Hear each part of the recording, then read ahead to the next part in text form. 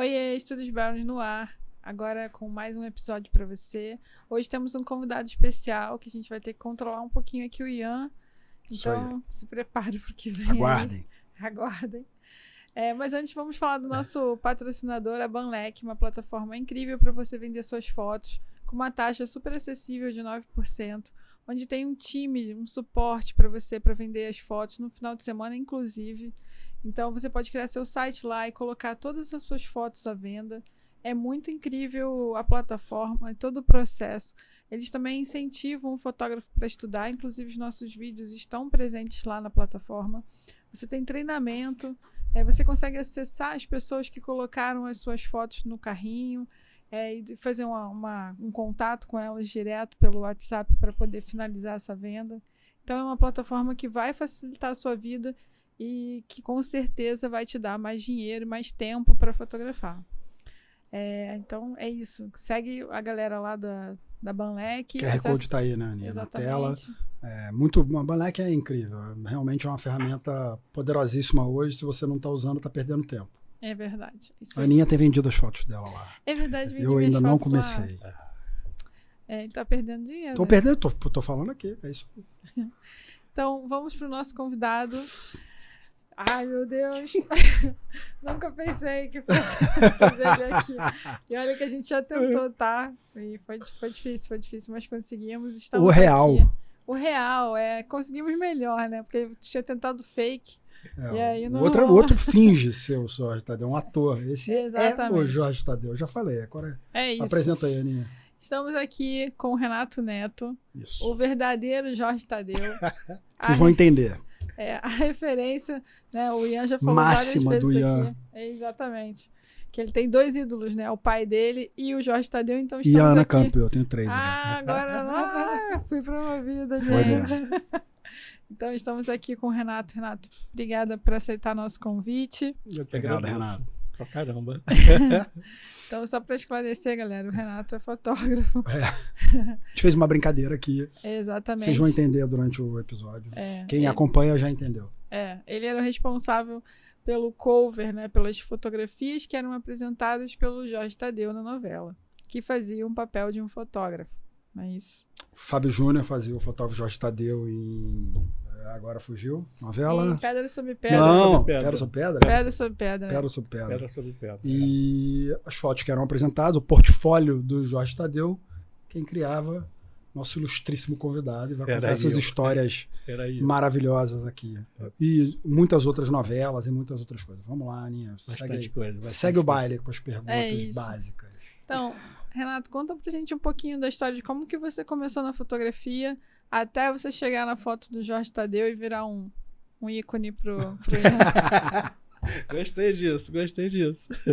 Temos tempo? Temos. Não. A gente quer saber mesmo como surgiu, cara, a fotografia na tua vida. Tá. Começou em 1958, quando eu nasci. Não, tô de sacanagem. Ela começou desde cedo, eu fotografando. Eu sempre gostei de gente. E eu fotografava, quer dizer, eu comprei, ganhei, eu não lembro. Ai, caramba.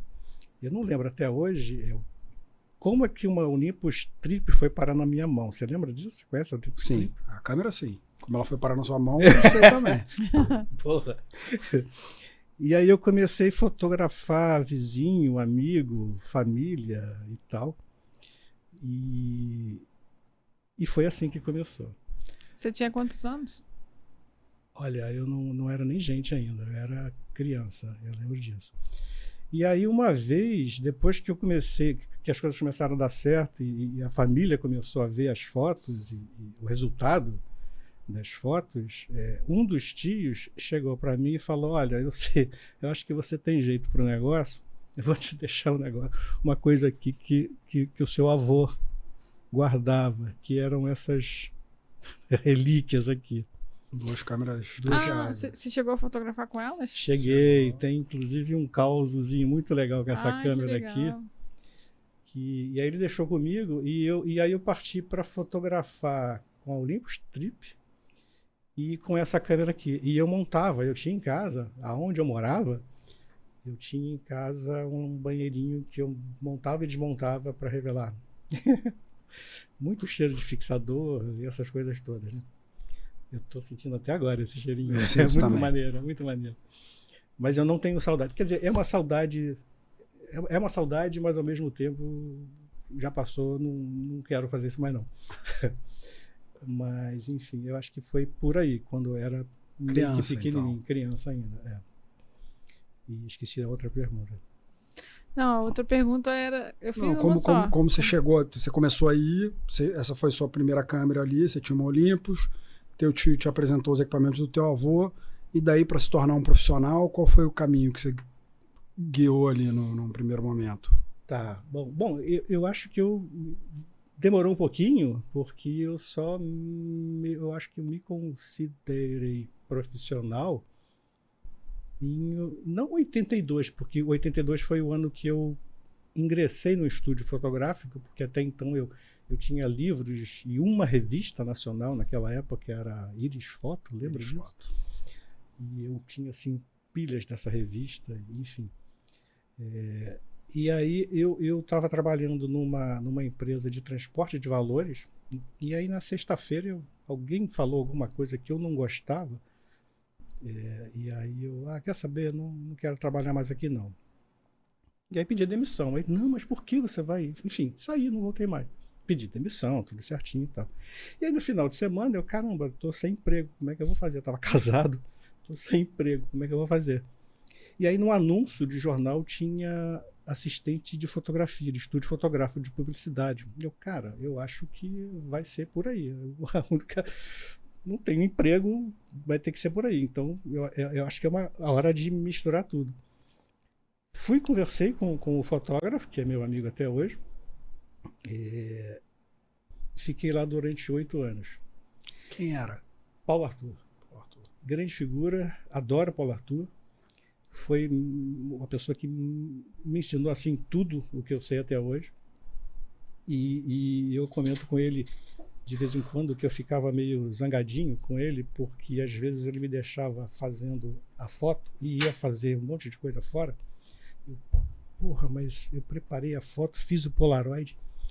Aí ele chega, clica. Cara, que merda isso. A foto não é minha, a foto é dele. Mas hoje eu agradeço, porque essa coisa dele me deixar tudo na mão, me deixar o estúdio na mão, me deixar os produtos na mão, porque ele fazia publicidade. Perdão, ele fazia produto. Renato, fica aqui pra frente. Mais pra cá. Isso. Eu tô fugindo. Tá fugindo. Tá. Ele fazia produto. E foi aonde... Bem difícil. E foi aonde eu aprendi a iluminar, usar equipamento de iluminação, porque até então era só flechinho de mão. Eu tive um Metz. O Metz eu usei depois, mas eu tive um Metz num Frata, aquele que a gente segurava assim pra cima. Você lembra de Frata? Não. É da época do Ian. Aí não vai lembrar. Você tem quantos anos? Eu tenho 42, mas eu nasci dentro de um estúdio de fotografia. Então, para mim, eu sei normalmente um pouco mais do que as pessoas da minha idade. Nesse sentido, porque eu vivi isso como espectador ainda, mas sim.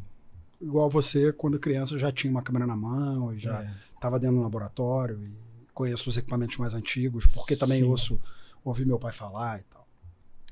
Tu podia falar que tu tinha uns 62, mas que na verdade tinha aparência de 42. Ia pegar bem. É verdade, porque eu tô bem acabado para 42, né? Isso aí. Eu tô com 64. Tá muito bem. Corpinho de 63 e cabeça de 12. Corpinho de 50, pô. Tá bem. Eu me considero, me considero bem. Tá Que bom. Tá Obrigado. Vou sair mais feliz hoje daqui. É só piada interna, agora de implicar com ele.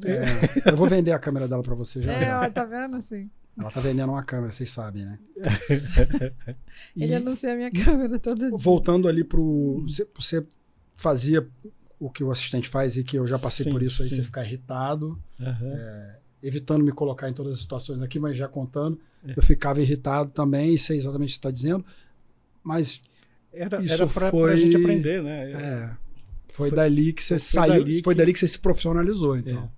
Não, e o legal dali, a minha convivência com o Paulo Arthur naquela época era um negócio assim meio que estranho, porque a gente se olhava, a gente já sabia o que cada um queria, entendeu? Era um casamento praticamente assim. Eu falo isso com muito orgulho, porque ele foi muito importante para mim. Enfim, eu só ficava zangado quando ele saía, mas quando ele voltava, eu chegava, eu consegui fazer uma foto sozinho. E a foto era nossa, porque ele falava que era assim, né? E eu acho que isso hoje em dia é o que está faltando com essa galera nova, porque o povo, eu admiro também essa galera nova, porque o povo quer, de uma certa forma, quer fazer as coisas sozinho, legal, bacana, tem YouTube, tem um monte de coisa, ok, certo. Mas eu acho que falta, vamos ralar um pouquinho, vamos servir café, vamos varrer chão. Eles não querem varrer chão, eles não querem servir café. Por que não, cara? Eu acho que né? Enfim, esse é outro papo. Não, mas é isso. É isso, né? Você concorda com isso? A gente aqui bate nessa tecla. Esse é um dos motivos desse podcast. Deixar claro para as pessoas que tem um processo. Porque senão também fica muito frustrante. Sim. Fica aquele negócio de cheguei, ganhei tudo, tô lá e agora? O que eu faço? Né? Não, eu acho que fica uma coisa... É gostoso você conquistar isso, né? Eu adoro isso. Eu fico arrepiado quando eu conto essa história, porque cada coisinha, cada puta que pariu foi legal, foi vibrante. Hoje eu, caramba, tô aqui para contar, tô aqui contando, tem história para contar. Legal. E desse estúdio, vocês faziam um produto, e aí você ficou 8 anos lá, ainda era assistente, até o último dia lá, ou você virou fotógrafo do estúdio? Chegou uma época, que eu não lembro quando, ele começou, vai para um canto que eu vou para outro. E aí era agir de uma forma que, como é que o cara vai fazer um negócio desse? Eu tinha que entrar na cabeça do Paulo, que a gente já estava junto, e eu ficava, ele me mandou fazer isso, tá, mas as condições que ele me ensinou estão erradas aqui, eu tenho que criar a minha. Então eu comecei a criar o meu processo, mas dentro do processo dele, porque o cliente era dele, a foto era dele, quem assinaria seria ele. Eu teria que respeitar isso.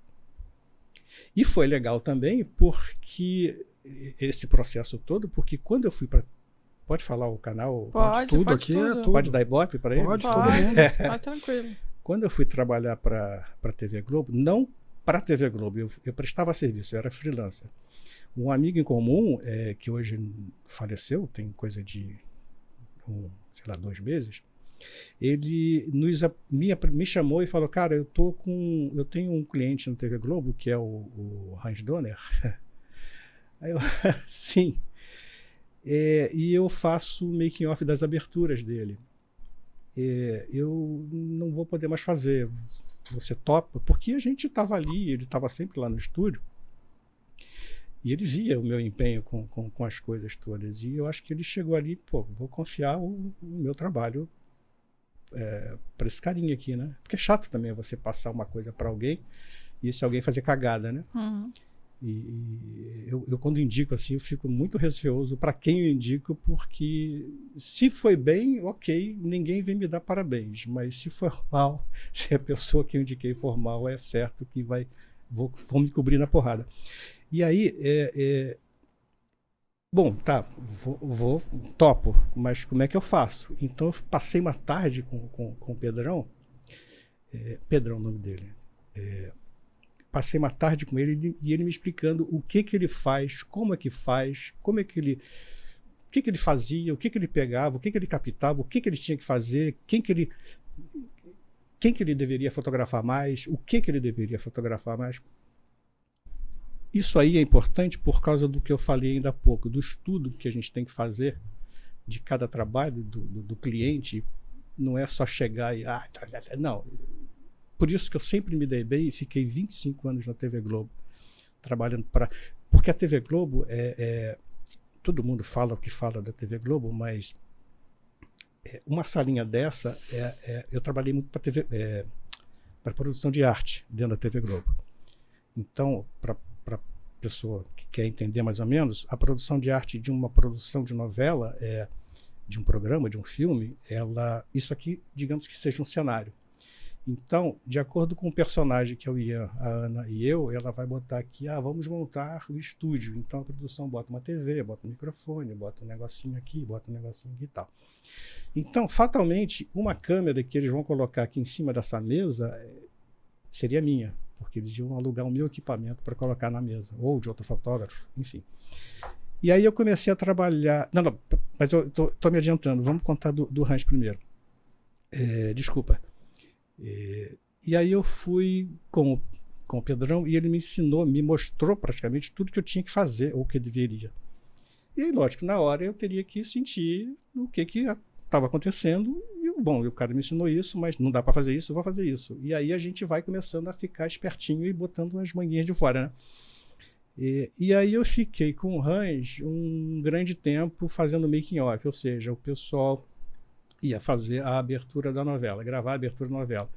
Aí eu chegava com o pessoal, bom, aqui tem um cenário vazio, o que vocês vão fazer aqui? Vamos montar isso aqui. Então eu tinha que fotografar cada etapa do processo. Sobe ele um pouquinho. Pois é. Põe ele mais alto, que aí sua mão passa por baixo. Isso aqui eu tô me... Tá bom. Fica segurando não, aqui. Tá ótimo. E aí eu comecei na TV Globo fazendo praticamente making off. E making off é uma coisa que eu adoro até hoje.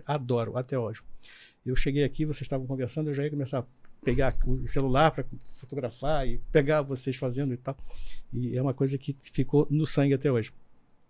Bom, aí eu fiquei grande parte da minha vida fazendo making off com o Hans e logicamente, cria-se uma intimidade com todo mundo, com a galera, com a técnica e tal. E uma coisa que eu me valorizo muito é eu me dou com o cara que abre a porta para mim e o presidente, sei lá das contas, eu tenho essa facilidade de entrar nas... Eu não sei nem se isso é interessante, mas enfim. Não, mas é importante. Relacionamento é importante. É importante. É super importante. A gente já falou em vários episódios aqui, o relacionamento, a maneira de se colocar e também não diferenciar as pessoas e tratar todo mundo bem, isso te abre portas pra caramba. E mais uma vez vem a minha... Não é birra, mas eu fico assim às vezes, caraca, o cara chegou, não me cumprimentou. E aí eu fico quietinho, eu não sou nada, mas enfim, eu fico vendo assim, aí daqui a pouco vem o presidente falar comigo, aí o cara, aquele cara. Aí o cara vem falar comigo. Aí, opa, tudo bem e tal. Eu acho isso, dá uma vingancinha boa, sabe? Mas enfim, então essa estrada, esse chão, é importante para a gente levar para a vida e usar nos nossos trabalhos, né? Mas enfim, onde eu estava? Você estava no final do Hans Donner e aí você ia mudar para a parte da técnica que você trabalhava na arte, né? Você depois ficou... Sim. Teve uma novela, se não me engano foi Vamp. Novelaço. E uma abertura assim de, acho que foram gravados 7 dias, um negócio assim, 5 dias, uma coisa assim. E tinham atores. E esses atores eram dirigidos por um diretor, que eu não vou dar nome. E esse diretor, eu não conhecia assim na época, porque eu conhecia televisão pouco. Eu sempre gostei de cinema, sempre gostei de televisão, mas eu não era imbuído assim, de nomes, quem é quem e tal. Eu era meio fora disso, mas eu gostava da parada. E aí esse diretor, a gente começou a conversar muito e bater papo, e eu, quem é esse cara? Eu não conheço ele, né? Mas um diretor, vamos tratar bem direito e tal. E esse diretor começou a novela do nosso amigo Jorge Tadeu, ele me indicou para relacionamentos, ele me indicou para produção de arte. Aí a produção de arte me chamou, fomos conversar, você vai ter que ficar aqui com a novela. Aí eles me explicaram como é que era o negócio. A novela tem 9 meses e tem 1 ano de preparação, quer dizer, 1 ano mais ou menos a novela, 9 meses no ar. E aí você vai ter que ficar meio que stand-by. Aí eu, cara, stand-by, eu não quero isso não. Eu não quero ficar preso a esse negócio não. Olha, idiota, né? Aí eu dei uma cagada de cabeça assim, mas... Aí, insistindo de novo, vamos conversar de novo. Mas como é que funciona isso? Não, a gente vai precisar de fotos. E aí que eu fui entender como é que a coisa funciona, né? Tem que ter foto. Se aqui tem uma foto, tem um painel, tem que ter uma foto. E alguém fez essa foto, claro. E muitas dessas novelas de lá para cá, fatalmente alguém já viu uma foto minha. Mas não sabe quem fez. Era uma foto que... Era uma foto. O nome passa ali no final, né? Não, nem passa. Né? O fotógrafo nem entra. Nem entra. Mas deixe estar que, antes de eu começar na dramaturgia geral, eu tive o meu primeiro contato assim, com o elenco, que foi com a escolinha do professor Raimundo. A foto... Exato. A foto ícone da escolinha, que foram todos os personagens que o Chico chegava, abria assim, né, aquele negócio aí. E foi muito engraçado nesse dia, porque eu aluguei uma câmera, eu não lembro, eu estava tão assim em êxtase, nervoso, medo, tudo misturado, que eu aluguei, peguei, ganhei. Não, ganhei não, porque eu tive que devolver depois. Era uma câmera, talvez Fuji 645. Pode ser isso? Pode. Não sabia mexer. Com quem eu peguei, eu tenho que fazer isso, o que eu faço? Eu vou medir, a luz vai ser essa, o que eu faço aqui? Como é que eu... Enfim. Mas a experiência do estúdio me deu a facilidade de mexer na câmera. Se eu não tivesse esse tempo todo no estúdio, se eu não tivesse, sei lá, nunca pego numa câmera, eu não sabia. Uma câmera que fazia foto em formato de revista, uma câmera bem... Isso. Eu tive essa câmera, especificamente essa câmera. Inclusive, foi uma das primeiras câmeras que eu usei profissionalmente. Olha só. Eu usava uma Pentax 6x4,5 e tinha essa Fuji que ela já era meio digitalzinha, ela tinha motor e tal. Essa câmera não é uma câmerazinha compridinha assim. Eu lembro que inclusive eu tive que botar... ela era compridinha. Media, fazia proproporção para não fugir ator para cá, ator para lá e tal. Isso. Essa câmera é muito boa. Né? Bom, não existe, mas... Não eu tenho o corpo dela ainda. Corpo não, porque ela era lente. Essa é uma câmera bem legal. Que maneiro. Câmera de revista. Pessoal de revista de moda usava essa câmera. Tá. E aí eu só sei que eu foi negativo, fiz várias chapas e o povo lá quietinho, né? E aí foi o primeiro contato, assim, com atores que eu via na televisão e caraca, e eu não estava acreditando, era muita coisa para mim, era muita, assim como eu estou hoje praticamente. Mas passou, consegui, a foto foi aprovada, e aí depois fui ver a gravação do Chico lá com a fotinha aparecendo. Ele abria na abertura, né? E aí começou a me bater um negócio assim de além de eu gostar muito do making off, essa coisa da televisão, do ambiente, de luz, tripé, câmera, começou a me dar uma mexida assim, né? E me mexe até hoje. Mas hoje eu fico, não, peraí. Só que hoje, eu vou chegar lá também, é bem compridinho, mas eu vou chegar. Mas enfim... Peraí que eu me perdi. Não, você tava... Deixa eu Aninha, faz você, corta. Uma pausa aqui. Tá. Você falou que você começou com um making off. Esse making off pode ser chamado de still? Pode. E aí a produção de arte seria o quê? Você produzir qualquer tipo de imagem que a novela vá precisar, é isso? Exato. É uma coisa assim meio sem nome. Até hoje eu não sei definir um nome para isso, porque não é still, porque still é tipo um making off, não é foto de cena, se bem que na produção de arte eu fiz 4 coisas. Eu fiz foto de cena, participei de cena como fotógrafo, também tem isso, aluguei equipamento. Como assim? Você era um figurante clicando? Um figurante especializado. Era muito comum você chamar um fotógrafo para fazer a cena que tinha um fotógrafo, porque normalmente o fotógrafo não era um personagem. A modelo vai aparecer, a atriz vai entrar para fazer a foto. Aí eles chamavam o fotógrafo que já ia com o equipamento dele, era bem comum. Então ele já montava ali um setzinho, e ele só fingia que estava dirigindo, ele era o personagem daquela cena fotógrafo. Exatamente. Tava lá no exatamente. Além do Jorge Tadeu, que foi assim... Então você já foi o fotógrafo vários, real. Vários. E foi engraçado uma época, inclusive, que além de fingir, eu, às vezes, em determinadas novelas e produtos, eu tinha que fazer na hora, porque não tinha tempo depois para fazer. Lá é um negócio...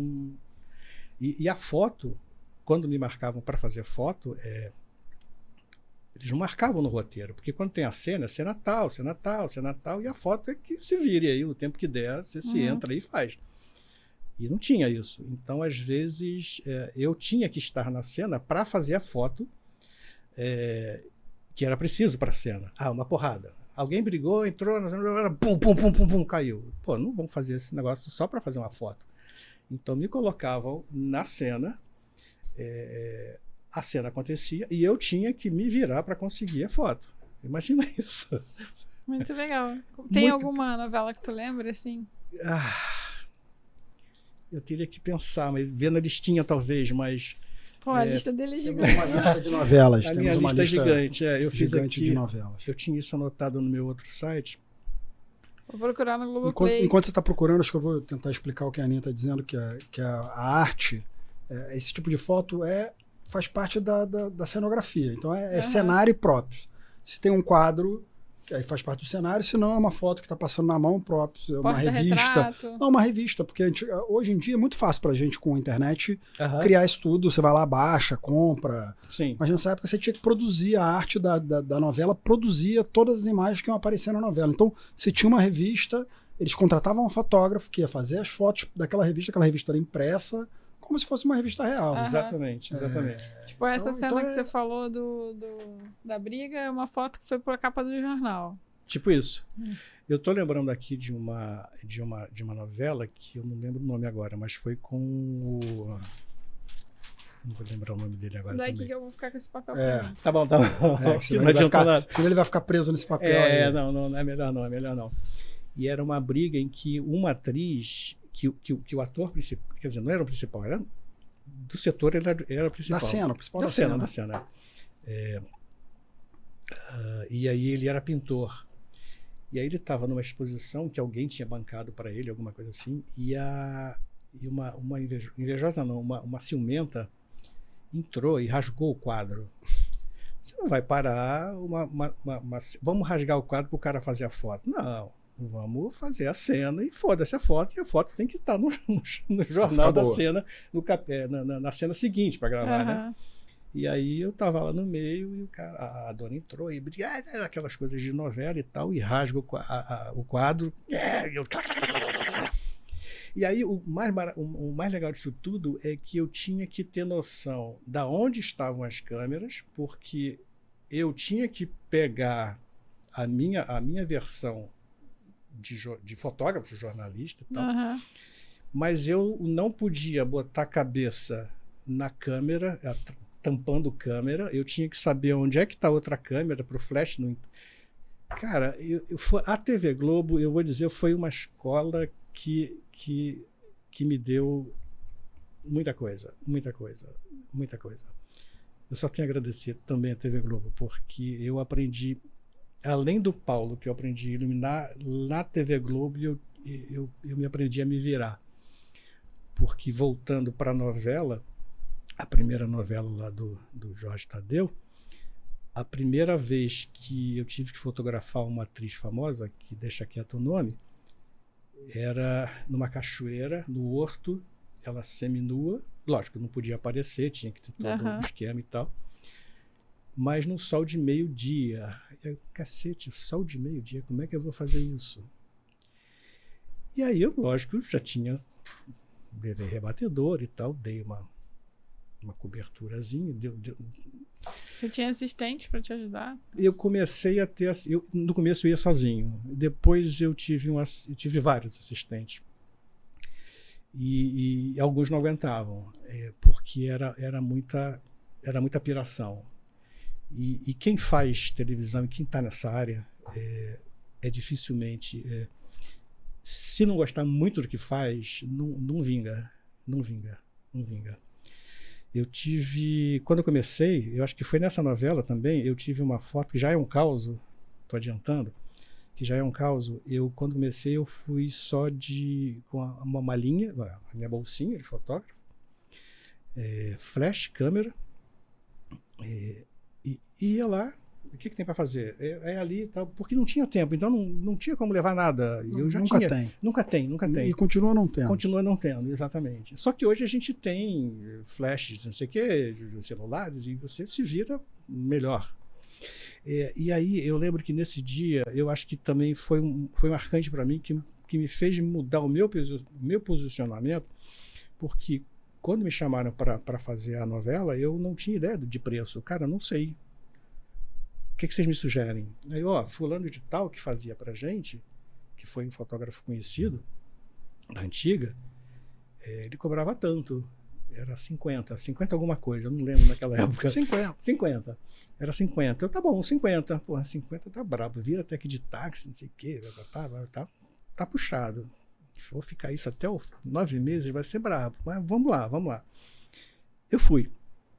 E aí, nesse dia, era uma atriz famosa, que ela estava se maquiando, tinha um painel, uma tapadeira, né, que a gente chama, e tinha neon. E aí o cara calculando um METS com fiozinho, câmera, eu acho que era, não sei que câmera que eu estava na hora. E aí eu estava me posicionando, e aí veio a atriz e assim, 450 mil pessoas em volta dela. E quando aquele, cara, cena de filme, quando aquele negócio veio para cima de mim assim, e eu parado em frente à tapadeira, tudo calculado com METS, veio aquele, como que chama? Enfim, aquela porrada de gente. Uhum. Entorragem é bonito. E a atriz no meio, tchá. E o caraca, morri. A vontade ali era de... Tchuf! Mas eu banquei, né? Banquei o bonito. Ela chegou para mim e falou assim, mas Renato, a gente já se conhecia. O foda é que a gente já se conhecia. Mas ela podia ter evitado isso. Mas foi bom depois que eu aprendi. Ela falou assim, Renato, você vai me fotografar assim, desse jeito? Com isso daí? E apontou para o meu METS. Aí, foi um misto de... Viu, seu babaca? Você tinha que vir preparado. Foda-se o dinheiro. Você tinha que ter vindo com seu caminhão de equipamento. E aí eu cheguei... O que era o METS? METS era um flashzinho? É um flashinho de câmera, é uma marca, na verdade. METS é uma marca, tem vários modelos de flash METS, mas provavelmente era um flashinho pequeno que daquele que você usava em evento, que você tinha um cabo de telefone, assim, que você colocava de lado. Eu podia colocar o METS. Aquele que tem um negocinho prateado. Não chega assim. a ter a parabólica esse, não. O seu tinha aquela parabólica? O meu era CT1, se eu não me engano, pode ser. Ele fazia, era maravilhoso. Igual que a gente usa hoje. Tá. É um flash,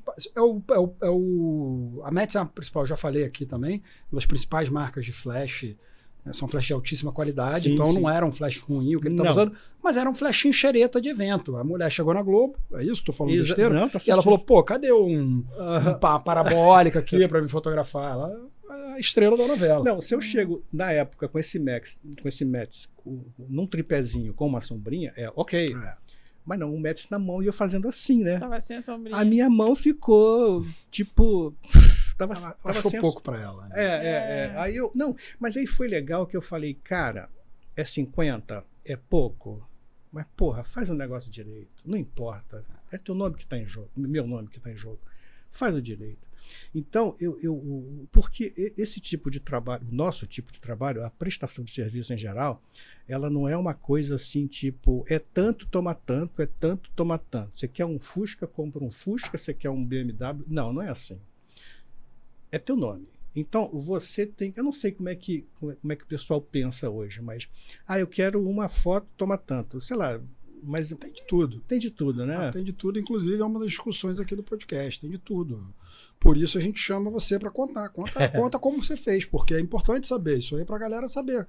Você mesmo contou aí que você aceitou o preço do outro fotógrafo. E aí, quando você aceita o preço do outro fotógrafo, você pode ficar na mão. Você não estava preparado, você não podia levar os principais equipamentos, não fazia sentido, porque você tinha o táxi, a alimentação, sei lá o quê. Aí também do acordo, né? Você aceitou um acordo que era de outra pessoa, então você não colocou na mesa. Não pensou, né? Isso é uma coisa muito importante, galera, que a gente fala sempre aqui e que o Renato está colocando. Você vê numa super produção de uma novela das 8 de TV Globo e tem a mesma roubada aqui para fazer a lojinha da esquina da tua casa aí que você faz às vezes. É verdade. E aí você pode aprender errando, como foi o caso do Renato e de muitos outros fotógrafos, né, que não tiveram esse apoio para poder te dar essa base. Ou você pode aprender estudando sem ter que cometer esse erro. Mas o errando que eu errei não foi nem errar por não saber. Eu sabia. Mas eu pensei assim, se estão me pagando 50... Leva 200. Tá bom, entendeu? Você tem 200 em casa? Leva os 200. Exato. Você tem outras coisas? Exato. E aí, por conta disso, eu fiquei... Eu vou tirar esse negócio aqui que tá batendo. Tá tudo certo. Por conta disso, eu fiquei marcado na TV Globo como o cara que mais levava equipamento para um trabalhinho merda que podia ser. Era R$10, era R$50, era R$100. Eu levava um carro de... Traumatizou. Não, traumatizei, mas no sentido bom da coisa, né? Então, é chato. Porque a fulana... Não, cara, a fulana falou, peraí, vamos pensar direitinho. Eu consegui dar essa volta, e isso me faz até os dias de hoje, porque se eu estou aqui, acontece algum problema e tal, e puta, peraí, fiz errado, mas vamos tirar proveito disso. Eu acho que eu sempre fiz, sempre fiz isso. Então eu pude ganhar muita coisa, várias coisas, porque eu tirei proveito dos meus erros. O errado foi ele. Não, o errado fui eu que deixei o cara errar. O errado fui eu porque deixei o cara falar aquilo. Entendeu? É fácil você culpar o outro, é fácil você falar do outro, é fácil, enfim. Mas aí, a partir desse dia, o primeiro carro que eu tive foi um Fiat Panorama. Lembra disso? Claro. Cara, maravilhoso esse carro. Tinha uma mala enorme. E era só equipamento. Depois do Fiat Panorama, eu gostei do Fiat. Eu fiquei num Fiatzinho quadradinho. Rapaz, era calculado, assim, Tinha cases e cases. Eu sou meio que ficcionado com cases também. Eu tô quase indo lá na Bcraft. Bcraft, mano. Pra pegar. Aí, Nico. Já ganhou um fã. Dá uma força aí. Porque, enfim, eu tenho... Todos os meus equipamentos são acondicionados em cases. E lá em casa eu tenho a marca que eu concorrente, que eu usava, que agora tem um monte. Eu meio que conheci numa feira de fotografia que eu ia muito em São Paulo, feira de fotografia, em agosto, né, e tal. Qual que era a feira? Era Fotografar? Fotografar não, era uma outra antes. Eu tentei também lembrar outro dia que eu estava te contando, que eu fui muitas vezes. Fotoquina não é era. Tipo a Fotoquina, era a Fotoquina brasileira, era a versão nacional da Fotoquina. Era muito pro mercado fotográfico, não era tão pro fotógrafo, era pro mercado da fotografia. Pro mercado. Os fotógrafos em si nem estavam tão lá, assim, era mais o lojista, o cara que ia vender coisas de fotografia, era muito voltado para isso. Aí as marcas de câmera, estavam algumas coisas, não é? Exatamente. Eu esqueço o nome dessa feira, eu tentei lembrar com a Aninha outro dia. É alguma coisa que acabou, né? Essa feira não tem mais, não, né? acabou. Que era um negócio, acho que era maior aqui. Era maior, era gigante, era num pavilhão daquele gigantesco. Eles trocavam, né? Enfim. E aí foi alguns anos. Foi, né? Eu fui quase todos. E na época era a chance da gente pegar nas coisas, de ver as coisas, né? Porque a gente só via em revista, a gente não via. Não tem tanto tempo assim que acabou, não, mas aí ficou chato, eu parei de ir. Mas era legal, porque você falava com pessoas e era emocionante estar com... A gente não tinha esse contato aqui, né? Uhum. Porque também, na época, os fotógrafos eram inimigos, né? A gente tinha a panelinha ali de uns 3 ou 4, tinha outro aqui, e ficava aquele negócio.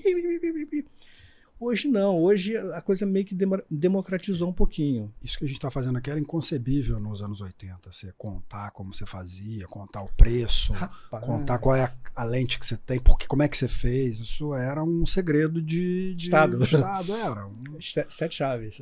Hoje em dia todo mundo troca informação, virou normal, graças a Deus, até porque todo mundo pode ter, já que banalizou e todo mundo pode fazer, por que não? Por que não? Né? Porque naquela época também tinha essa dificuldade, né? Tinha. Você tinha que ter você tinha que ser um super interessado no assunto para conseguir chegar ali e ter sorte também, né? Sim. Não era só ser interessado, você tinha que ter sorte de achar alguém que te inserisse nesse mercado. Como você achou lá um anúncio de jornal e estava lá disponível, né? Eu posso dizer também que eu fui um sortudo, não sei se sorte é o nome, eu não sei se... né? Porque... como eu sempre fui de bem com a vida, as coisas foram acontecendo e eu fui indo. Eu não planejei muita coisa. E eu acho legal dizer também aqui que, além de fotógrafo, eu comecei no serviço público também, no mesmo ano da fotografia. Porque eu estava no estúdio, comecei no estúdio, eu estava casado, um filho na barriga da minha ex-mulher, e aí as coisas, né, têm que serem pagas e tal, e você sabe, né? Assistente, tá? Não sei o quê. Ganha pouco. Ganha pouco. E aí surgiu um estágio no funcionalismo. Por que não? Vamos tentar. Foi aí que eu me dividi um pouquinho com o Paulo, porque eu ficava durante o dia, então com o funcionalismo eu ficava uma parte no funcionalismo, que eram 6 horas, eu trabalhava como operador de computador, mainframe, né? Toca fita. Cartão. A da Aninha. Pegou? Não. Mas ela é TI, né? Conheço pela história da fotografia. Eu não cheguei a pegar cartão, não. Era sinistro. E eu comecei a gostar também da tecnologia, diferentemente falando aí, né? Você não era concursado? Não precisava ser concursado? Não, naquela época não. Eu até hoje legal. Não sou. E não tenho vergonha de dizer isso, porque não era porque que. Você não... legal. Não fui, entrei porque eu trabalhei, pô. E uma coisa que eu também tenho que defender aqui é o funcionalismo público, porque não é o que dizem. É para alguns, mas não todos. Pelo menos aonde eu trabalhei não era assim. Eu não fui assim. E a galera que sempre esteve comigo não foi assim. O pessoal ia para trabalhar e eu via, caramba, o povo fala tão mal do serviço público, isso até hoje. Eu me aposentei em 2017. Você era do que era? TI, Não, mas TI de qual órgão? Comissão Nacional de Energia Nuclear. Caraca, específico. Bem específico. Não, específico. Barra pesada. E aí, quer dizer, você tem pesquisadores, você tem um mundo em torno daquilo ali, né? E eu não entendi a importância daquilo. E depois, o Césio, não sei. Peraí. Isso é em qualquer lugar do mundo, pô. Você vai acender um gás e você explode, pô. Não é. Vamos devagar com isso. Mas eu trabalhava, o meu setor era computação, CPD, e eu trabalhava meio que numa gaiolinha, né? Num aquário, que a gente chamava, que era daqui para cá ninguém entra, o programador não entra, daqui para cá a gente também só vai para ir ao banheiro e volta, cumpria 6 horas e vai embora. Então, nesse negócio de 6 horas, eu pude sair. Conciliei. E aí o Paulo... Já tinha matemática envolvida nos 2 trabalhos, né? E eu não gostei. Tem um link da matemática também que a gente fala. De novo. E eu não gosto de matemática. Eu também não, mas super importante para fotografia. Exato. O Renatão, inclusive, fala disso, né? Quer dizer, a matemática está em tudo. Não tem o que falar, porque não, está lá, está provado, está escrito. O Renato gosta. Renato briga por isso. E eu acho legal essa briga. Aí já me falaram, mas eu não preciso disso. Você não precisa porque você não precisou ainda. No dia que você precisar e estiver no escuro, como é que você vai fazer? Você vai ter que saber a continha para fazer. Tem que saber fazer. Tem que saber fazer. É que nem fotômetro. Quanto que tá dando aqui? Você não vai fazer assim e vai medir. Você vai precisar de um fotômetro. Então você calcula, aqui tem... Ele fez um workshop agora, a semana retrasada. Eu não pude fazer. Foi maravilhoso. Eu estava lá com ele e o pessoal ficou... Então, aquele negócio, a luz dali tem tanto até aqui. Se eu mudo o meu equipamento daqui para cá, tem menos luz daqui. Isso. Tem menos luz daqui. Então, o pessoal não entende isso. Mas eu não preciso entender. Ok, não preciso entender, mas no dia que você precisar... Pessoal, estamos falando do Renato Rocha Miranda, que foi o nosso primeiro convidado aqui do podcast e quem apresentou o Renato pra gente, inclusive, fez o link pro Renato estar aqui. Perfeito. Renatão. Tamo junto. Tamo junto. A gente não teve aí, ele tem convidado a gente para estar nos eventos, a gente não foi ainda, mas a gente vai. Eu e a Aninha já falamos isso mais uma vez, não só nesse último evento, em outros que você falou, e a gente quer estar junto. O Renato, eu queria inclusive agora agradecer. Ele sabe disso, ele não gosta de quando eu falo assim, ele para com essa porra e tal. Mas eu queria deixar mais uma vez claro aqui, porque ele foi um dos meus mentores, assim, a gente já brigou muito, já entrou, não dá, mas é uma briga de que os dois querem ir para o mesmo caminho e um quer ajudar o outro, e eu acho muito importante essa coisa de uma amizade, né, Renato? Uhum. Igual, a gente aqui também, a mesma coisa. Você estava falando desse momento do funcionalismo com a fotografia, mas eu queria ir mais na frente lá. Tá. Você fez Hans Donner, que era making off das produções. Depois você foi entrando para dentro das novelas e dos projetos, não só Hans Donner, que são as aberturas, né? Sim. Globeleza, inclusive, eu fiz. Isso é pré-CGCOM? Ou já tinha CGCOM?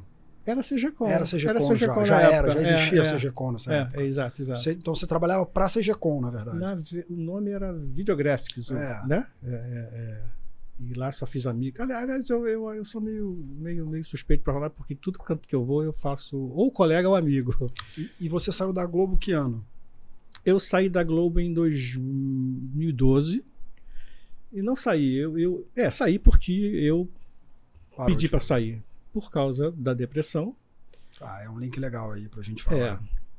E hoje eu entendo que talvez por conta dessa minha virada de vida, porque no funcionalismo eu comecei a trabalhar de madrugada, aí depois eu tive a chance de entrar para... Desculpa, eu trabalhava de manhã e depois eu tive a chance de cobrir um turno da madrugada.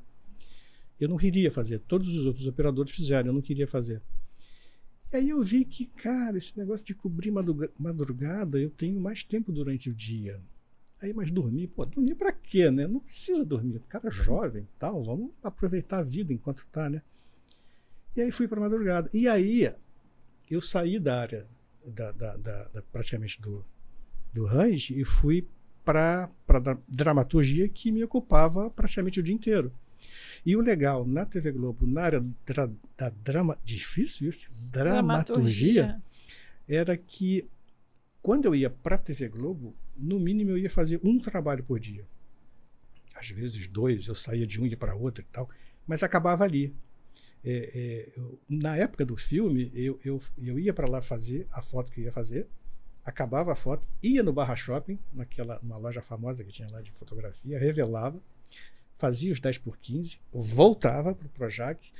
Não, enquanto estava ali na Lopes Quinta, eu não lembro o que eu fazia. Eu acho que era tudo preto e branco, porque o Jorge Tadeu fotografava em preto e branco e tal. Provavelmente eu revelava alguma lojinha também, de Copacabana, aquelas lojinhas ali que os fotógrafos todos usavam, tinham uns caras. Perfeito. E quando foi para o Projac, eu revelava no 1 hora. Aquelas primeiras fotos rápidas. Nossa, eu ficava ali. E era o tempo que eu tinha para dar uma relaxada. E, enquanto estava lá revelando, eu falava, quero assim. Ia comer o negócio, voltava. Hoje em dia não dá para fazer mais isso, né? A gente vai para o computador e não come, não bebe, não faz mais nada e fica preso editando. Mas que foi o que te ferrou, na verdade. Você começou a se privar de sono. Você estava contando, não é isso? Ali você teve uma privação de sono por conta de uma escolha do funcionalismo. Isso, de alguma maneira, atingiu o teu trabalho na Globo? Começou a te dar uma desmotivação? O que aconteceu nesse momento? Eu acho que não foi só o trabalho. Eu acho que foi um misto de tudo, um monte de coisas que acontecem na gente, filho, sono, que sono hoje em dia, se você não dorme bem, você está ferrado. Então, quando eu cheguei aqui, tive que esperar um pouquinho. Caramba, eles vão me encontrar dormindo aqui. Porque é um problema para mim. Renato, espera um pouquinho, cara. Aí eu fico em pé. Senta aí. Não, tô legal. Porque se eu sentar, eu vou embora. E mesmo no celular, aí vai aquele negócio assim, pronto. Mas enfim, me perdi. Não, você estava contando que você teve um problema que te deu um baque aí no final da sua saída da Globo. Você já não estava muito bem. Não. E você chegou a citar que você teve depressão, mas como é que funcionou isso para você ali? Pois é, em 2010 para 2011, eu lembro que eu estava cobrindo um carnaval de 2011, mas eu não estava cobrindo. Eu estava fazendo... Não é também um making off, mas eu ia para lá fora do horário do carnaval, quer dizer, a preparação, eu cobria a preparação. Eles montavam uma estrutura ali na praça, eu não lembro. Sapucaí mesmo? Sapucaí, claro. E daí eles montavam um monte de coisas e eu cada dia ia lá fotografar um pouquinho, porque cada dia as coisas estavam... Aqui botaram uma mesa hoje, e eu fazia aquela coisa assim de cada sala. Fazia o making off mesmo, da montagem. Exatamente. E no carnaval em si, nos 2 dias de carnaval, de desfile, eu ia lá não para cobrir o carnaval, mas eu ia lá para fotografar a câmera trabalhando, para fotografar como é que o câmera estava. Isso da Globo, carnaval da Globo. Da Globo, porque antes era da Globo, agora eu não sei como é que é. Sim, não é. É da Globo ainda. É da Globo. Então você ia naquela, que é uma mega estrutura, o pessoal de casa sabe. Ali, aquilo tudo tem grua, tem sei lá o quê, tem camarote, tem milhões de coisas. É uma logística incrível o negócio ali. Enfim, quando o pessoal fala, mas não sabe o que tem por trás, não sabe. O que eu entendi era exatamente isso que você ia mostrar. Sim, exatamente. Para ficar claro a estrutura, ou provavelmente para vender esse projeto, para qualquer coisa nesse sentido. Sim. E essa coisa, mais uma vez, aquilo lá da frente, que são as indicações, que são os contatos e são aquelas coisas que a gente vai formando, me chamaram para fazer o de 2012 também, e eu nem respondi. Porque eu não queria falar com pessoas. Se antes eu adorava pessoas, quando eu entrei na depressão, eu não queria saber de gente. Eu fiquei 9 anos morto. E só consegui viver por causa do serviço público, em que era um serviço burocrático. Eu tinha que fazer... nessa época eu estava trabalhando com... eu trabalhava em backup, porque as coisas foram... evoluindo, né? E ficou só o meu turno trabalhando. Chegava lá de madrugada, ficava olhando o job, que a gente chama de job, que era o programa rodando com o backup do dia. Hoje você joga o backup para nuvem, né? É tranquilo, joga no Drive, Google Drive, Cloud, mas na época eram fitinhas. E aí eu acabava o programa, eu trocava a fitinha e botava outra fitinha e ficava fazendo o que tinha que fazer. Faltou fazer, deixa que eu faça. Acabou o job e ficava olhando. E aí eu acho engraçado que muita gente me falava, você era a hora que você dormia? Não, eu não dormia, cara. Eu não podia dormir. Imagina eu chegar durante às 6 horas da manhã, quando eu saía, e vem cá, porque ficava tudo registrado. Então eu não dormia. Eu quero deixar claro que eu não dormia. Não dava para dormir. Backup não dá para dormir. Não dá para dormir, cara, porque o negócio parou, e aí? Vai continuar da onde? Quem vai continuar? E eu tinha esse registro. Cara, eu não queria me queimar por causa disso. Por isso que eu falo, o pessoal, funcionalismo, não é. O pessoal trabalha hard mesmo, é duro.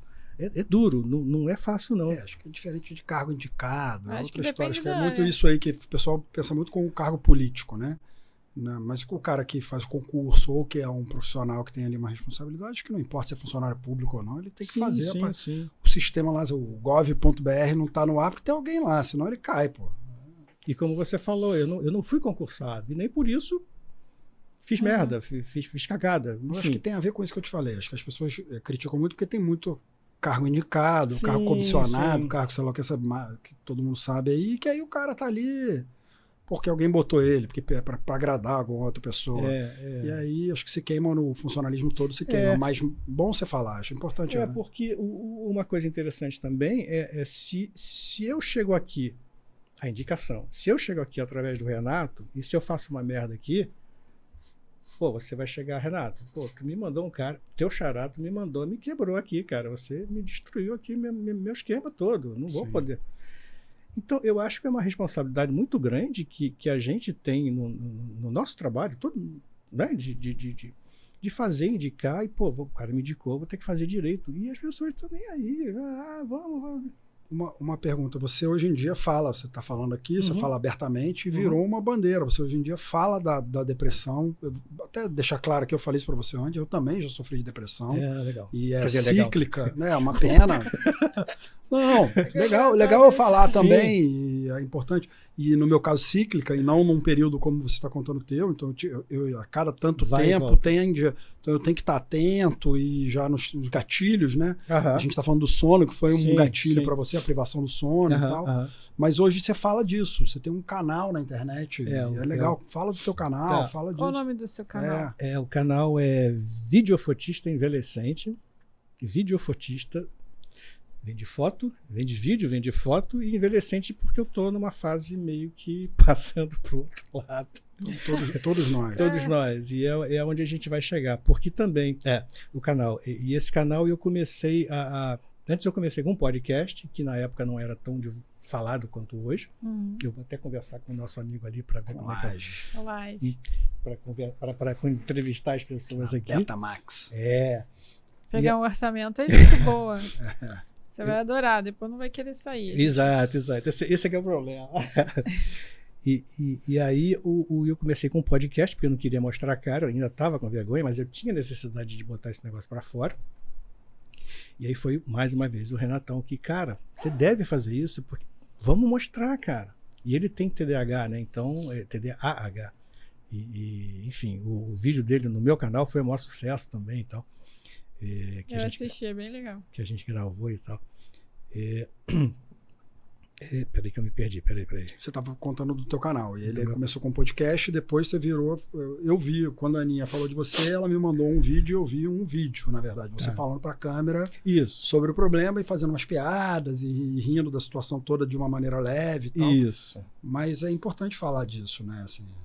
E aí, quando eu comecei a fazer dessa forma, eu vi que eu agradei, porque eu estava dizendo uma coisa chata, dura, mas de uma forma leve.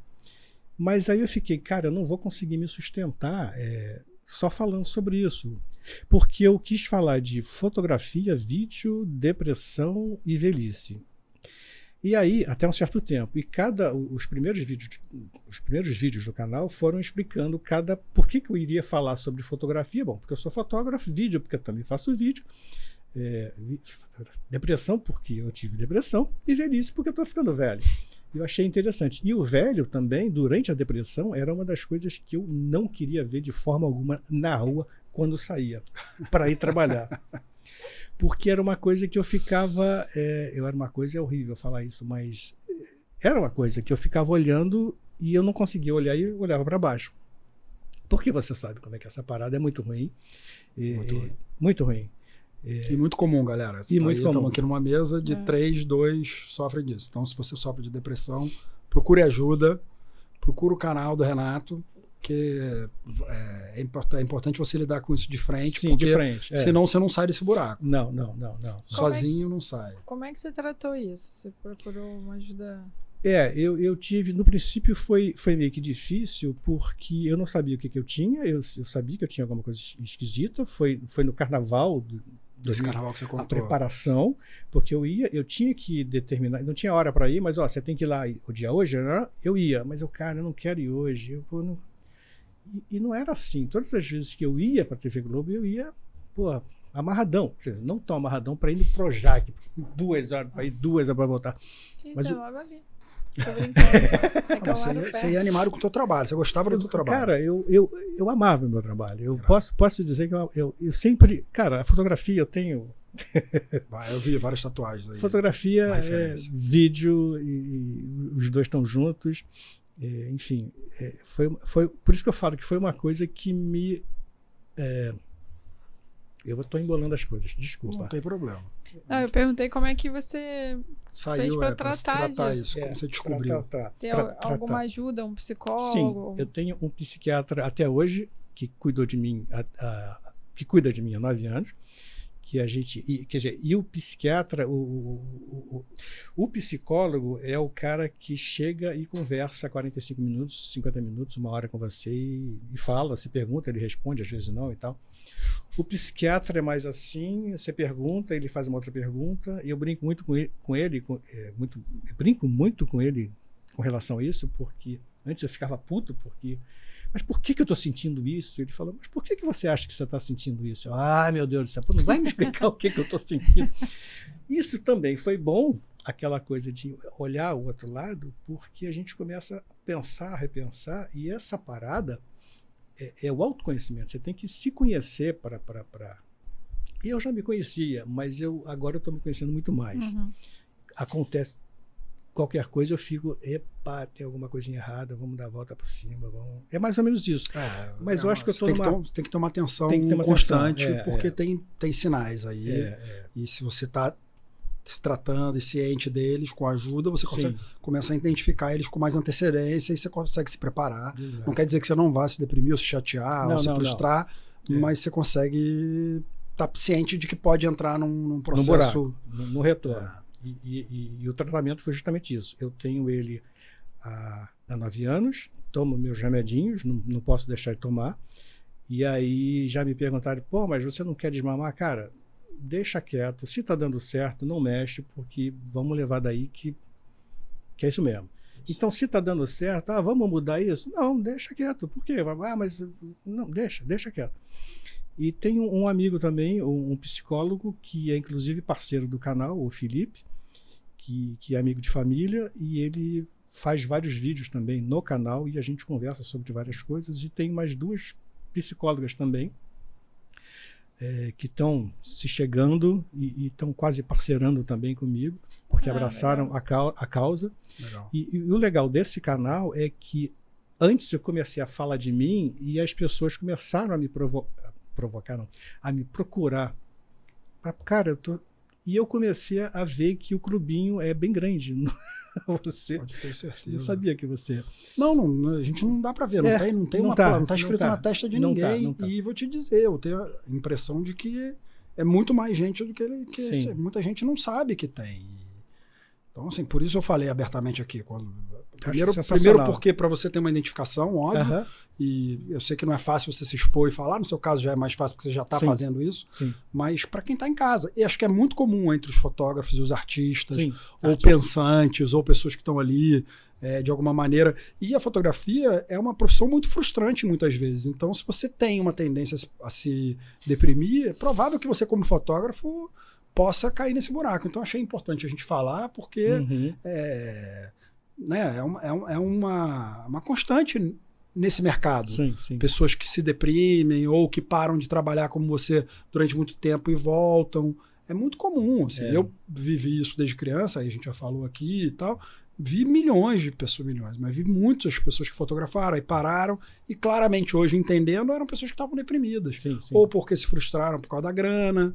No seu caso, você tinha uma dupla jornada para te garantir, que foi muito esperto da sua parte. Ou porque não é reconhecido, ou porque tem inveja do outro, que o outro é que é o cara que recebe os louros. Esse mercado tem muito disso, né? Então, assim, acho que é um mercado, imagino eu, por isso muito importante estar tendo esse papo aqui, onde quem está interessado em fotografia e normalmente são pessoas sensíveis de alguma maneira, elas têm que estar atentas, é uma doença muito comum para os fotógrafos, na minha opinião. Tá? Tô falando aqui, quem está falando é o Ian, tirando do rabo essa informação, mas...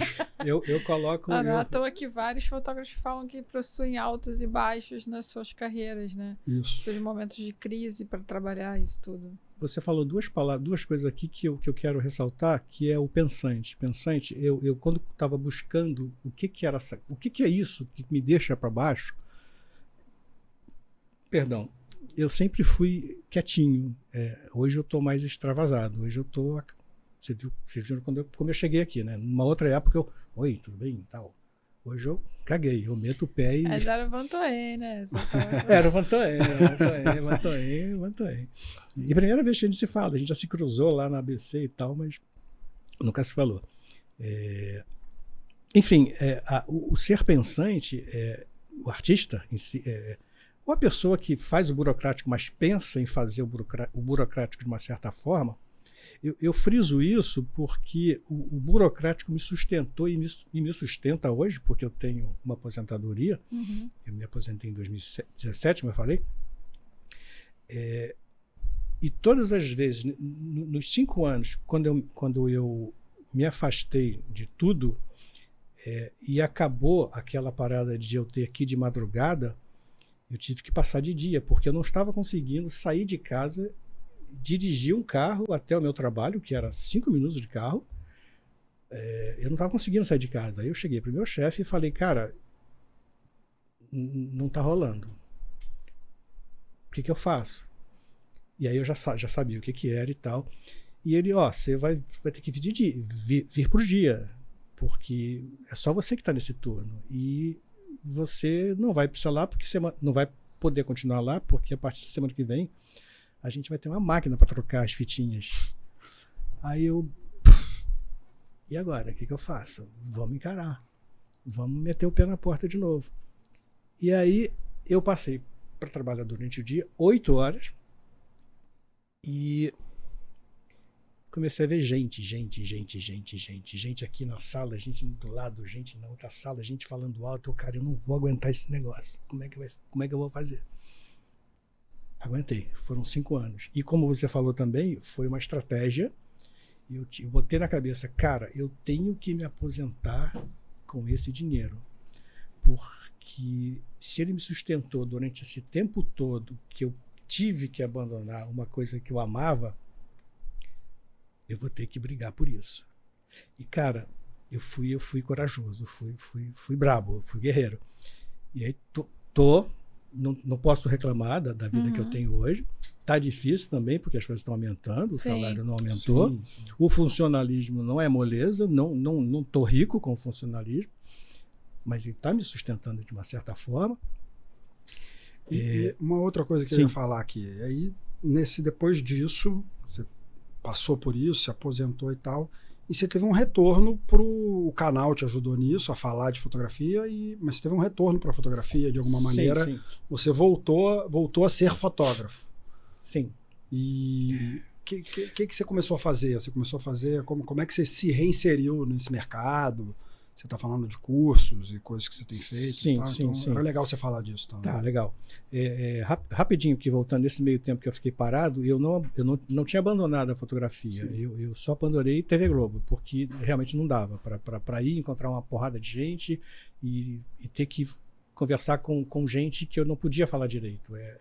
Era tudo assim, eu não tinha mais esse pique. Eu percebia que os meus últimos dias lá eu ficava meio que... Cara, não vai dar merda, eu vou fazer besteira, é melhor sair enquanto eu tô lá em cima, né? Claro. E tal. E aí quando eu voltei, quer dizer, e eu continuava, e uma coisa que eu não consegui falar aqui, uma coisa que eu sempre fiz foi fotografar ator. Eu sempre fotografei ator. Gente, e eu meio que não é especializar, mas eu me dou muito bem com ator. E era sempre uma troca, fotografar ator, porque, enfim, eu tenho até uma coisinha assim, eu sou um ator meio frustrado também. E aí, essa volta foi porque eu não sei dizer o que aconteceu, mas eu comecei a enxergar uma luz no final do túnel. E aí cara, vai ser nessa daí, é a única coisa que eu tenho, vamos embora. E nesse tempo de depressão, de 9 anos, e de pandemia, que a depressão meio que acabou, vamos falar um nomezinho assim, em 2020, eu queria sair, eu queria procurar novas coisas, mas a pandemia me fez voltar para casa. E aí a pandemia foi engraçada porque pandemia e depressão para mim era a mesma coisa. Eu não podia sair de casa, não queria sair de casa antes, agora eu não posso. Então, já estava acostumado. Não foi problema nenhum para mim. Foi muito diferente. Não foi muito diferente. Eu tava de boa. E nesse tempo todo, o que eu achei legal é que eu não parei de querer saber das coisas. Eu tenho uma câmera Nikon D7000, que é antiga. Eu comprei em 2011, porque a minha já não estava dando resultado. Tenho ela até hoje. Quero trocar, mas eu vejo... mas será que eu quero realmente trocar? Porque eu não fotografo tanto como eu fotografava antes. Vou trocar só porque... tem outras câmeras, o mercado está pedindo, mas eu também não atendo mais o mercado como eu atendia antes. Então é uma coisa legal de falar também, tipo, o cara entra e quer comprar, mas ele vai fazer o que com esse equipamento? Ele vai comprar uma tele de 70-300 para fotografar arquitetura? Não faz sentido. Não faz sentido, né? Ele vai comprar uma olho de peixe para fotografar passarinho na árvore. Não faz sentido. Então o cara primeiro tem que saber o que ele quer fazer, o que eu dá dinheiro, daí vai da concepção dele, se ele quer ganhar dinheiro, se ele quer viver. E aí depois ele decide o equipamento que ele quer comprar, né? E é equipamentite que a gente chama, né? Total. Eu sou meio... Todo fotógrafo meio viciadinho em equipamento, quer saber, quer ter. Ali o Laje ali, ó, me olhando ali, ó. Cheio das câmeras, quer comprar lente nova, quer comprar sei lá o que. A gente fica viciado. Eu cheguei aqui já... eu quero. Exatamente. Mas aí eu fico pensando, eu vou fazer o que com isso? Não vai rolar. E aí, me perdi de novo. É normal. Pode deixar que é engraçado. Muito bom. É da idade. Normal, a gente vai contando. Não, você estava falando do que voltou. Exatamente, quando você voltou e aí você estava com o equipamento mais antigo e também não sentiu uma necessidade de trocar, porque para fazer retrato, cara, qualquer câmera funciona. Você não vai fazer uma empena de prédio, não vai entregar para uma agência de propaganda, então você não tem uma obrigação do resultado. O Vantuem falou uma coisa muito legal aqui. A gente teve uma entrevista antes e a gente falou aqui agora. O Vantuem te encontrou e tal. E hoje em dia você aluga, cara. Você pegou um trabalho, vão te pagar, você vai lá e aluga. Isso. Que é o padrão mundial. Aqui no Brasil chegou agora, mas atrasado. Você aluga o equipamento que você precisa, tem tudo aí à mão. Você falou também que você tinha... nesse período você não deixou de fotografar. Então você fotografava Os atores. Seus amigos nesse período? Não, amigos que viraram amigos, porque cada sessão com um ator desse para fazer fotos que eles precisam, né? De casting? De casting. Porque o ator, ele... Bom, entrando noutra coisa. Mas eu vou fazer até um link muito interessante. Legal. Digamos, você virou atriz, fez um curso, virou atriz. Você vai precisar de material fotográfico bom para te divulgar. Você não vai pegar o seu celular. Não estou falando mal do celular, isso é outro assunto que a gente pode chegar daqui a pouco. Você não vai pegar o seu celular de baixo, com papa, e fazer uma foto para você mandar para o teu produtor que está. Me diz quem é você. Na época que eu fotografava ator, e isso não tinha, agora é mole, mas não tinha na época, eu fazia as fotos do ator e colocava 3 fotinhos no meu site, num link do meu site, em que eu falava para o cara assim, olha, se você estiver na rua, ligarem para você e te pedirem quem é você, me dá uma foto sua e você não tem, porque não tinha essa coisa de ter na mão, né, como tem hoje, você dá o link do meu site e diz que você... Porque eu botava 3 fotinhos do ator com o nome dele embaixo. Era uma forma de eu me divulgar e do ator também. E eu já indiquei, quer dizer, vários atores já se indicaram por causa do meu site. Ah, genial isso. Eu fazia...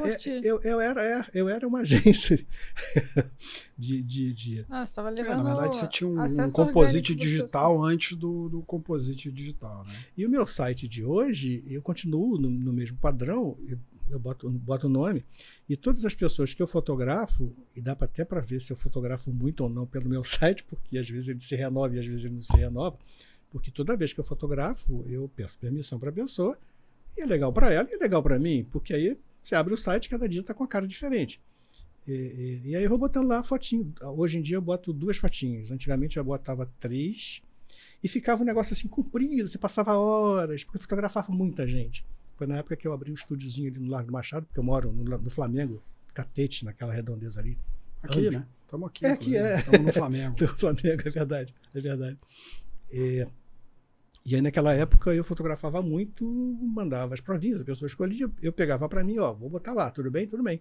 E várias pessoas usaram o meu site para, eu sou isso aqui, eu sou isso aqui, eu sou isso aqui. E hoje eu indico pessoas, que não sou uma agência, não quero ganhar nada com isso, mas eu indico pessoas, depois, Renato, você conhece alguma atriz? Sim, conheço. Conhece algum ator? Sim, conheço, porque eu, agora com os cursos que eu vou começar a falar, eu estou trabalhando, fazendo muito não digo cinema, estou fazendo muito curta, que está na área do cinema.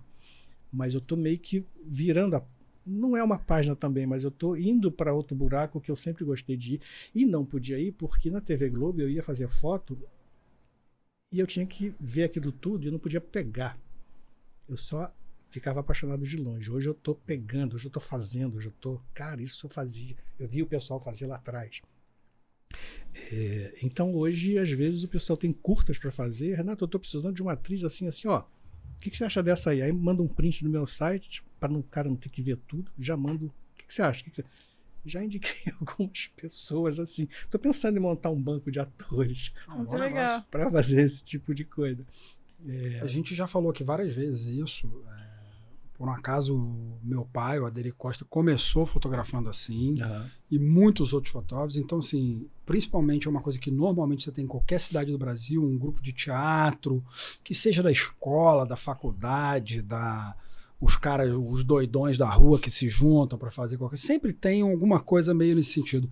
E é uma super porta de entrada para fotógrafos, porque essas pessoas elas precisam de fotos. Sim, sim. Então, se você está numa cidade do interior ou num lugar... Procura um grupo de teatro, oferece as tuas fotos. E aí posso depois até fazer um link com a Banlec aí para você vender essas fotos para essas pessoas. Agora. Então, assim, é um caminho que a gente aqui do Brownie e a fotografia como um todo, acho que é um super porta de entrada ou uma profissão mesmo. Né? Em Hollywood, os fotógrafos de headshot de atores são que fazem para os managers, né? Eles trabalham para as agências, fazem é uma grana, é caríssimo. Um headshot de um cara top, que aí também o Brad Pitt tem um headshot do cara tal, e aí todos os outros querem ter desse cara. Então, é um supermercado aí. E você olhando, você falou legal isso, você olhando o IMDb, né, o IMDb, eu fico vendo assim, cara, como é que um ator desse naipe se apresenta com uma foto desse tipo? Porque eu já vi foto de ator assim com... E não era ator conhecido, tipo, fazendo aquelas coisas assim. Porra, o headshot é acting, como é que é acting? Assim, headshot de ator, lá fora eu já fiz para uns caras que fazem em Los Angeles, assim, eu tenho um amigo que tá lá e aí ele me pediu, quando ele fez aqui, ele chamou assim, o agente dele mandou umas referências, e headshots não, cara, 3 fotos. É exatamente o que você falou. O cara é rosto, plano médio, corpo inteiro. Aí, às vezes, o homem num terno, pra ver como é que ele fica de terno ou não, se aquele cara tem, ou se ele é fortão, ele sem camisa. Olha lá, já numa pegada que eles acreditam que é a pegada daquele ator, né? Se ele é romântico, se ele é o mauzão, se ele falou o quê. Mas é isso, é uma coisa bem simples. Normalmente, camiseta branca, preta e calça jeans, que é pro cara tá básico, fundo neutro. E o importante... Você sabe melhor do que eu, você fez isso muito. Eu fiz porque me pediram, assim, não era... Eu tenho até no meu Instagram, tem alguns headshots de ator e tal, mas eu fiz com essa referência internacional, porque um cara me mandou, esse cara tá lá nesse mercado, e ele tem um agente desse que é agente dos famosões, e o cara falou, tá no Brasil, ele vai fazer com você, então eu quero que você faça isso. E eles chamam de headshot de ator. Foi o nome que eu recebi. Porque é pra mandar pra um filme. Sim. E esse cara vai ter que fazer daqui a 6 meses de novo, porque ele cortou o cabelo, porque a barba dele cresceu, porque ele tá... Ou ele vai fazer específico pra esse filme, então ele já quer... O próprio agente dele vai direcionar ele pra esse filme, então já direciona essa sessão de fotos específica. É uma coisa que você pode fazer, aí a gente falando desse mercado, a cada 6 meses você vai fotografar o mesmo ator, você pode cobrar baratinho dele, porque ele vai voltar. Exato. E pode usar a Banlec. E usa a Banlec e o Renato deu uma dica aqui, não leva só o Mets, não, leva o Mets, mas leva o rebatedor, ele te pagou 50, mas leva os 200 e faz uma puta foto, porque ele vai falar bem de você e vai chamar outro fotógrafo. Mais uma vez é aquela famosa, aquele networkzinho aí. A gente teve o André Nicolau, que é um fotógrafo aqui, falou muito disso, Nicolau, que fala de relacionamento, usou o relacionamento para chegar onde está, além da capacidade dele de fotógrafo, que é incrível, e de construtor de imagem, que também é incrível, mas relacionamento é tudo na fotografia também. Não é ser falso, não é ser cagando falso. regra pra cacete hoje. Não, mas tá certo, não tá certo. Preocupada com o tempo. Vamos. Toca você aí o...